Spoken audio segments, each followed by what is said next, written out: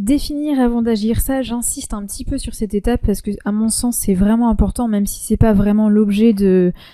cette formation qui est plutôt basée sur l'utilisation de Power BI, mais il va sans dire que si vous vous lancez dans Power BI sans savoir exactement ce que vous voulez visualiser, quels calculs vous voulez faire et quelles informations vous voulez extraire, c'est extrêmement chronophage d'explorer sans avoir d'objectifs déjà très définis. Donc ce que je vous conseille, c'est vraiment de définir un certain nombre de choses avant de vous plonger dans votre solution Power BI. Comme je vous le disais tout à l'heure, au tout début, on a nos données, on veut les étudier, on veut extraire des informations, on veut les partager et on veut que tout ça se soit sous format graphique, dynamique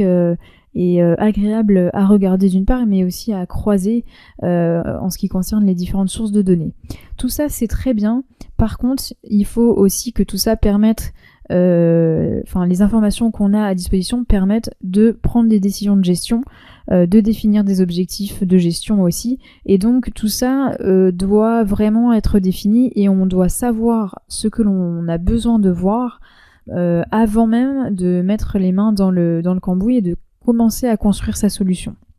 Donc pour faire ça, il faut bien identifier ses sources de données et surtout structurer son tableau de bord. Donc proposer,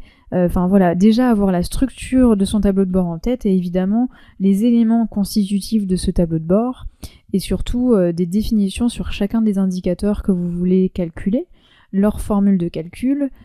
tout ce qui permet justement à la personne qui construira la solution, parce que d'ailleurs c'est pas forcément la personne qui crée la solution qui est à l'origine du besoin, pour pouvoir travailler. Et donc ça c'est vraiment important. On va voir très rapidement ensemble en quelques minutes, en quelques vidéos dans la suite, comment on fait pour justement bien formaliser son besoin et bien définir un certain nombre d'éléments avant de commencer à créer sa solution.